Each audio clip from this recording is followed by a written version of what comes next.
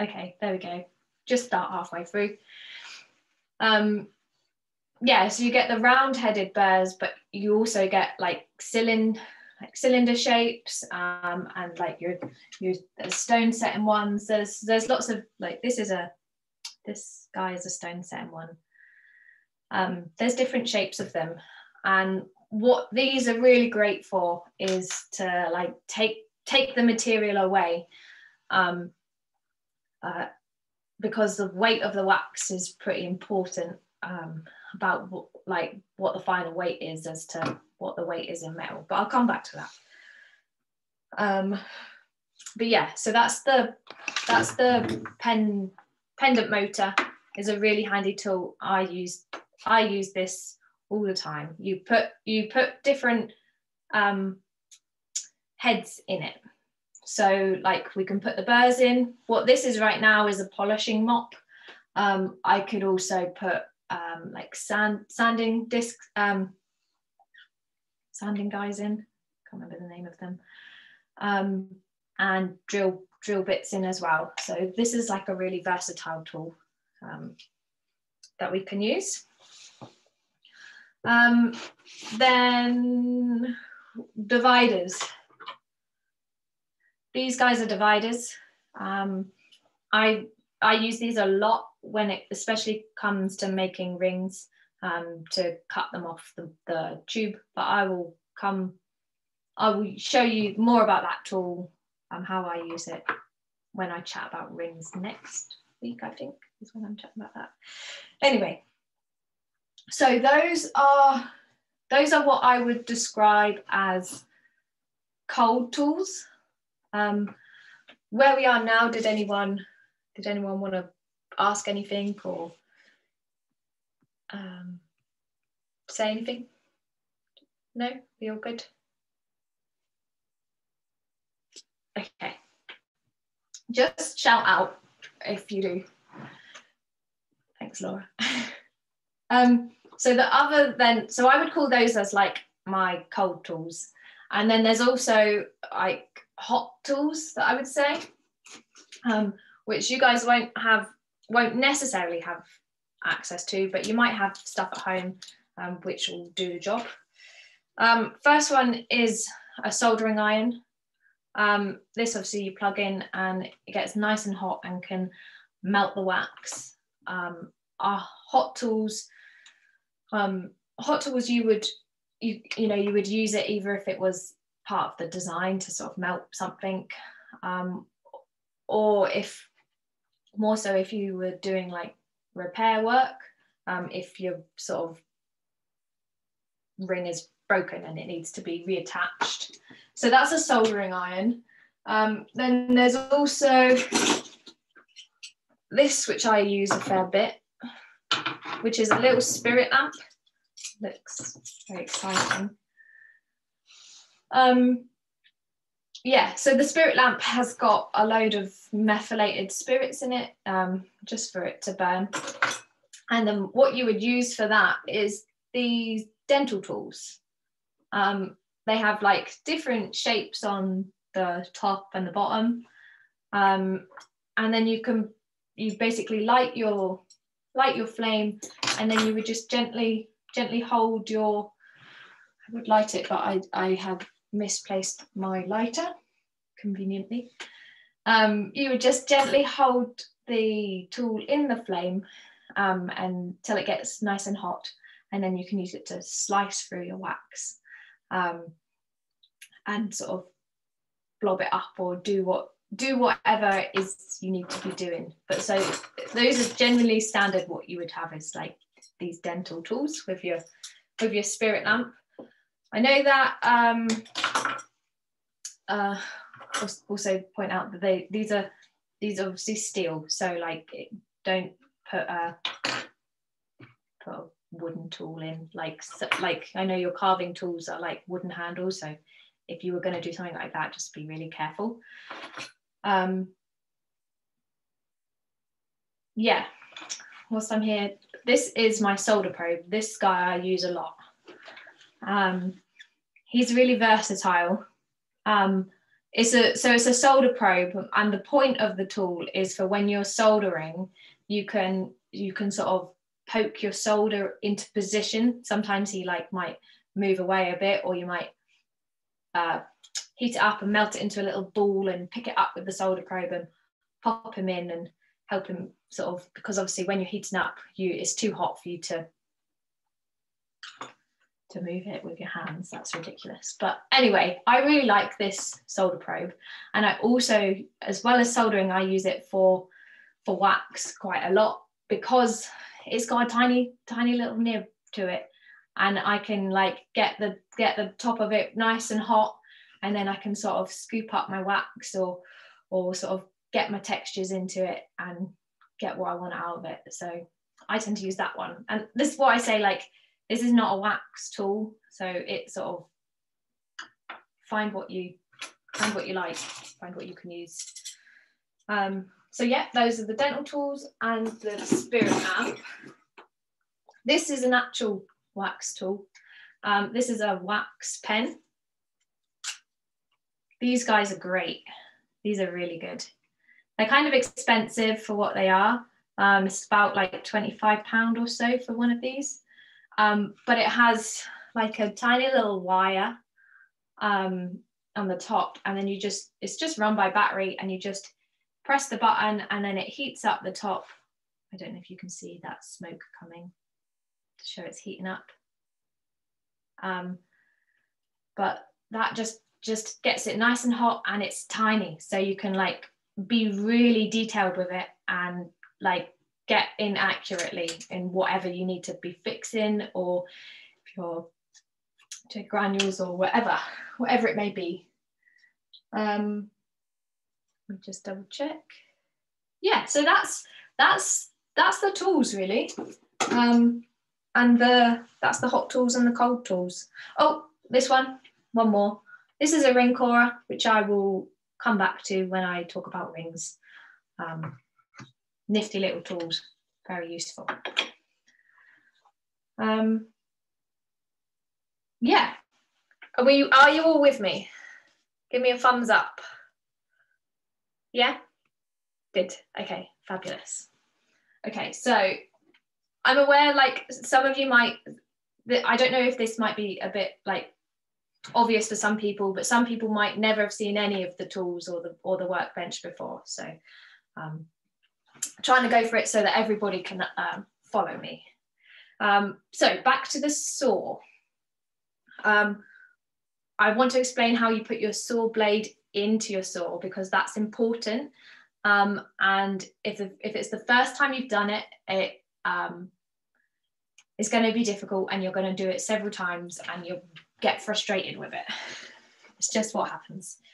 I've given you two sort of wax spiral blades, which should be enough, because the spiral blade is a little bit harder to break than the normal blade.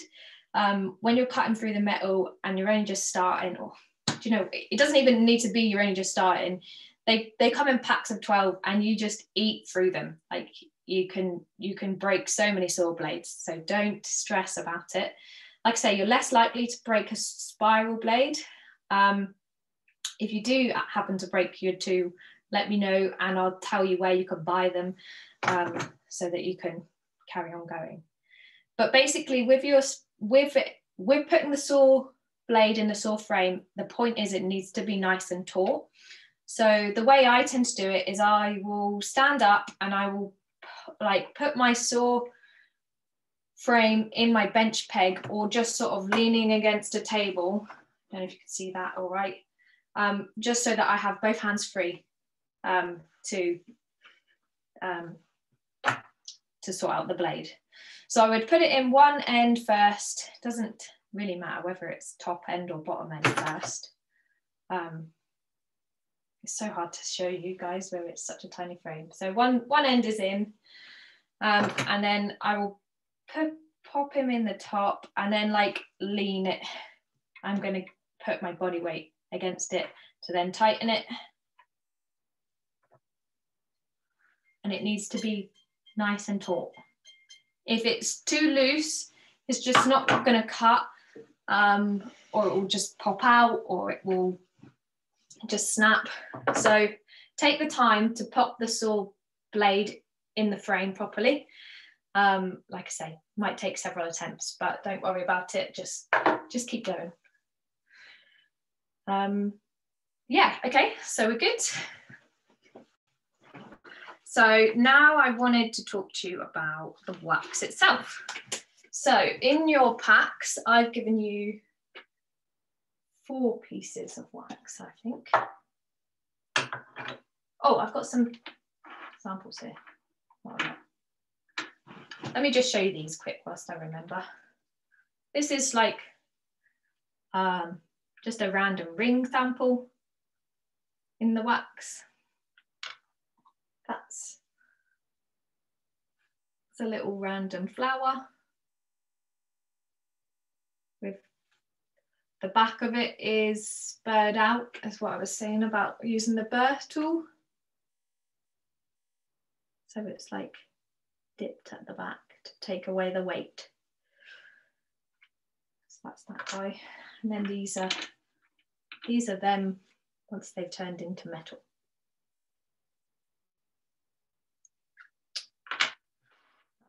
But yeah, okay, so the wax itself. So in your packs, first of all, you'll have a sheet of wax. Some of you have blue, some of you have green. It doesn't matter. I'll explain the colours. So they come like this. When they're in sheet form, they are also in like varying thicknesses. So they can be really thick or really skinny, depending on what you buy. They also can come in a massive block. If that little sheet is limiting you too much, they can come in a huge block like that for you to use.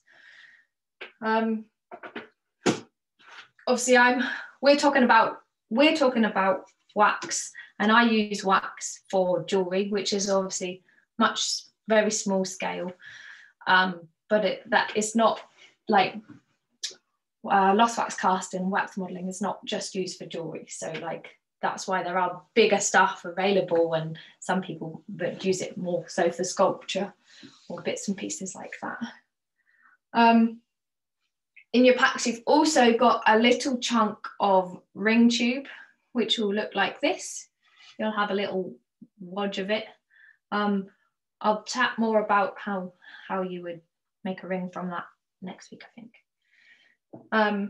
But it also comes in like a block cylinder form.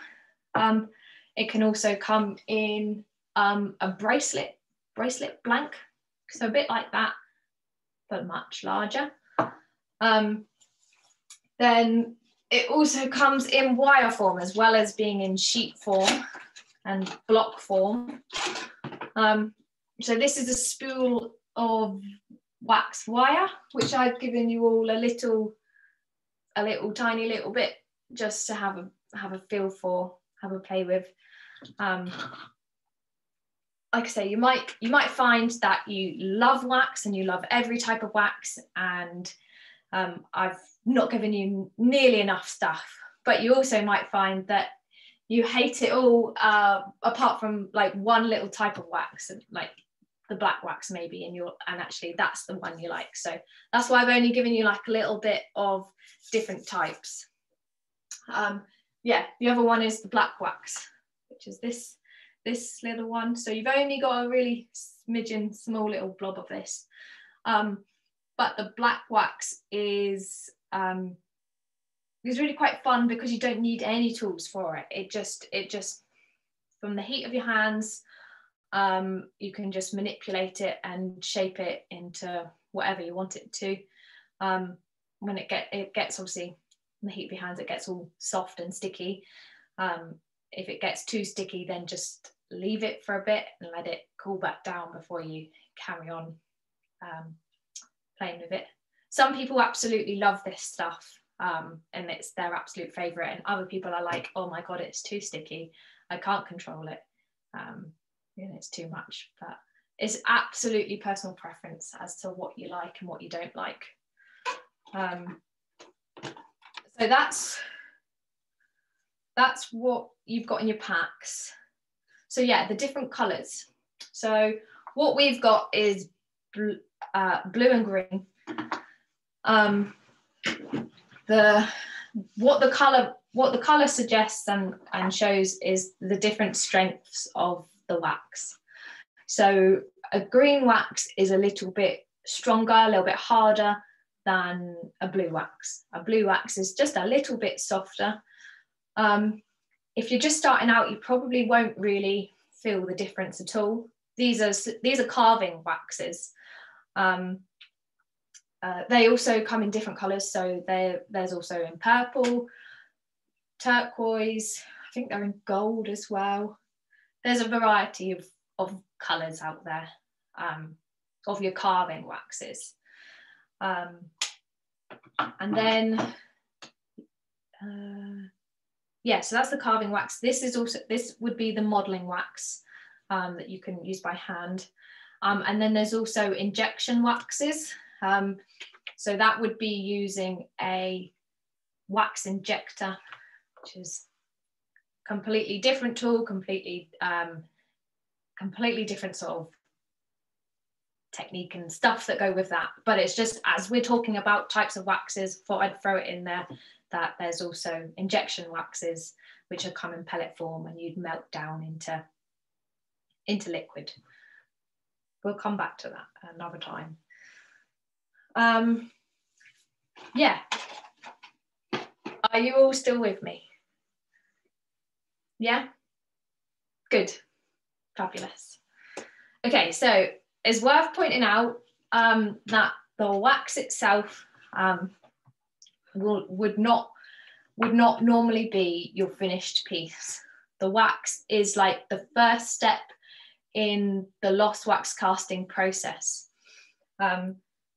So wax is like the first stage, so it's like the design stage. And what will happen is in the process, the wax gets completely burnt and evaporated away, leaving this cavity that will then become whatever metal you want it to be. You know, making it sound like some kind of magic trick, but it's not. But so it's worth pointing out that because the wax is just the first stage, any type of wax can be combined together. So you might find that you get a really nice texture from that black modeling wax, but it's just not firm enough for you. So you combine that with some of the carving wax to give it a bit of strength or whatever. You can combine all the waxes together, because ultimately it all gets just melted away. But for this brief, you'll just be using the wax in the wax stage. So although I'm going to talk about how the wax will become metal, and I'll explain the lost wax casting process, for you guys, for this brief right now, we won't be going all the way, but I feel like it's pretty useful to understand the whole process, because once you've got a grasp of the whole thing, you can put it in context. I feel personally that it can help the design side of it in terms of how you manipulate the material, if you know what it will happen in the end, if that makes sense. Hopefully that makes sense. But yeah, anyway, so weight is what I wanted to chat about. The weight of the wax is really important, and I appreciate it's difficult to fully understand until you've actually got a wax model and then a metal model in front of you, and you can feel physically the difference in weight. But the weight of your wax will not be the weight of your metal in the end, and it totally depends on which metal you're planning to cast into as to how heavy your final piece will be. So for example, silver is what I tend to use most of the time. My wax weight will then be times by 10 to create my weight in silver. So it's quite a significant difference. And if your plan is to make a piece of jewelry that is to be worn, then weight needs to be considered, because otherwise, if it's too heavy, people won't want to wear it. So like when I chatted last week about those earrings that I made, they looked great, I loved them, but they were just a bit too heavy. So it's just worth considering. But that's silver. Silver's times by 10, copper's times by about, I think it's 8 or 9, maybe it's 8.9. Anyway, about 9. And then, so they get quite heavy. I would really recommend, if you make your wax model and then weigh it and then times it by 10, and then find a different object in your house that weighs approximately your 10 times, and then just feel the difference, because it makes so much more sense when you can actually touch it. But yeah, so silver and copper, they get quite heavy. I can't remember off the top of my head what golds get, but I think they get pretty heavy. But aluminium is a really light one. So aluminium is only times by, oh God, I can't remember. I think it's by about 3 or 4. So aluminium is such a light metal that that's something to consider if you were doing something wildly big. But yes, so I think that's most of what I wanted to chat about. Next, I wanted to just before we leave or ask any questions or anything like that, I wanted to show you a technique to get started. So we'll just start with the sheet wax. So we've got our little sheet wax here. And a good way to get yourself started, start translating what you've got from your sketchbook onto the wax, is to get yourself a piece of tracing paper and draw your image, whatever you want onto it. So I've got just a little flower, expertly drawn. And I'm just going to glue it onto the wax, just a prick stick.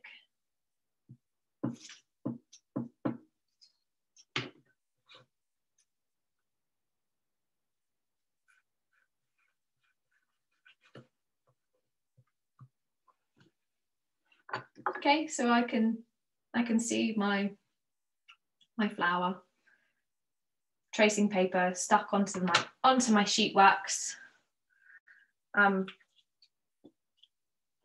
Obviously, for something as simple as this is not necessarily necessary, but if you've got something more complicated, it can really help with getting yourself started. So then what we do is find a sharp tool. So I'm going to use my solder probe because it's a nice sharp point on it. But you could use just a normal needle, just anything that can poke a hole, basically. And then what you're going to do is trace your image follow the lines, tracing your image from the wax by poking little holes all the way around, so that you're giving yourself a guideline into the wax.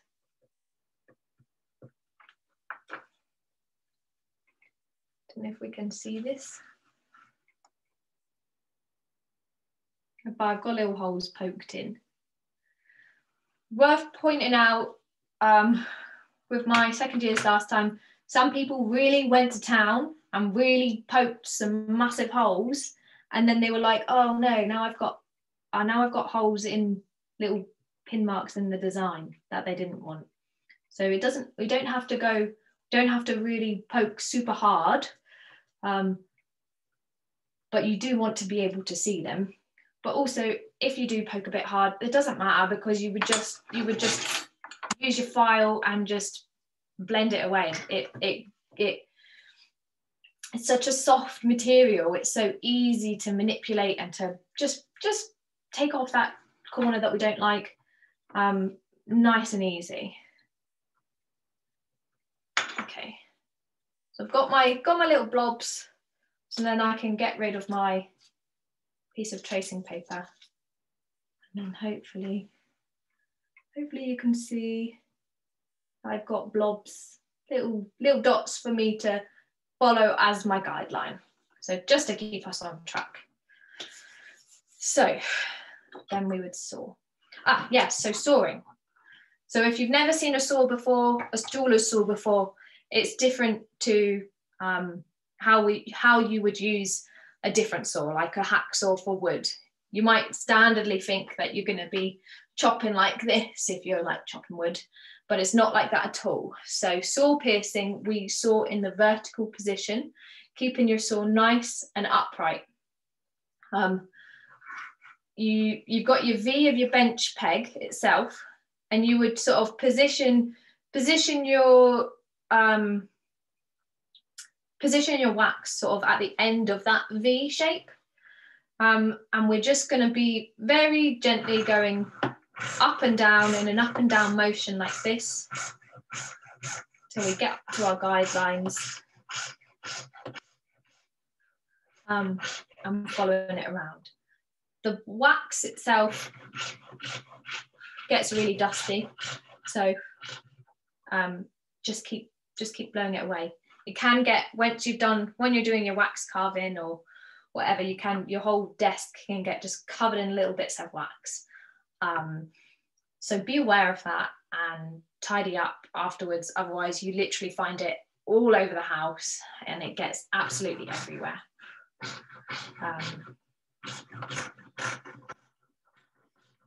When I'm turning,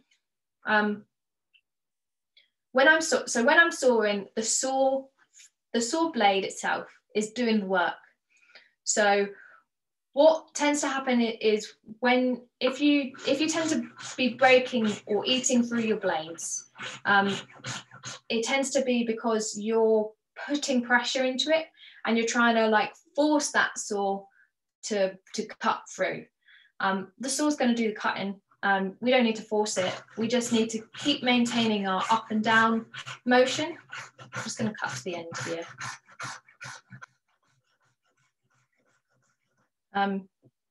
So you don't need to put a lot of pressure on.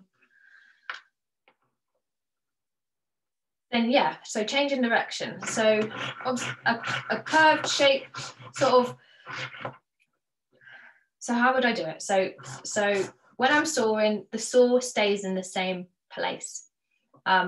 It's not the saw that moves, it's the piece that moves. So whether that be your metal or your wax itself. So I'm sort of getting to a curve, so I'm gently moving my wax around so that I can get around to that curve. Then if I'm at a point where I'm like, okay, this is sharper, this is a sharper angle, more like a right angle, or I'm almost going back on myself with like the flower shape, then it's just sort of moving the saw, and I'm just going up and down, and I'm not trying to move the saw forwards or backwards or whichever way. I'm just trying to re-angle my wax so that it's back into the right place. So it's just going up and down, and I've just all I've been doing is changing the direction of it. So now I'm facing the right way again. So now I can start going forwards again, going around. Saw piercing should be quite rhythmic as such. Don't, like, if you're putting pressure and if it's sort of, it can be, some people can, when you're a beginner you can find it very difficult, but it's more, that's more so when you're cutting metal, because cutting metal is so much more different from cutting wax. The wax is so soft, you do just eat through it. But yeah, it's meant to be a relaxing process for some people. See how you feel.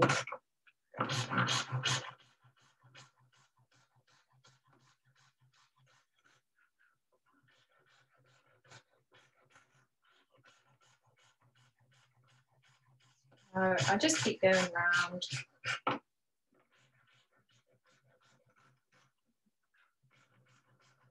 The good thing about doing this at home is because in the workshop we all had to wear masks, and then you couldn't blow away the wax dust. That's annoying.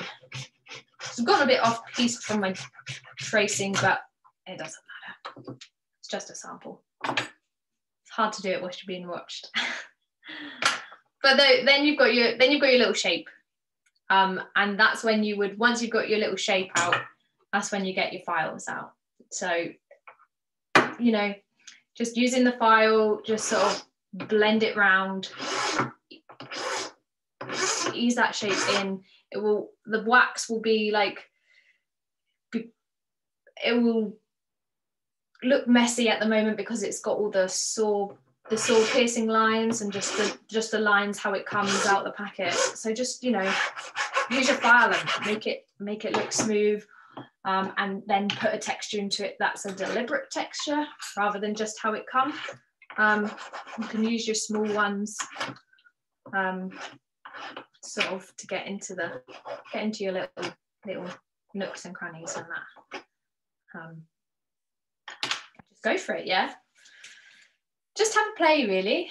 Like I say, you might find that sheet wax is your thing, and you love it, and you just want to use your saw and cut out loads of shapes from your sheet wax. But then again, you might find actually that having a manipulate of the wax wire suits you so much better.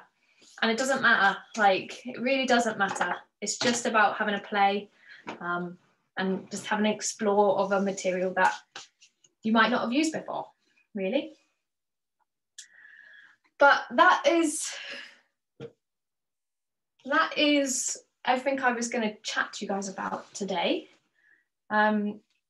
Did you guys have any questions? I'm going to come back around.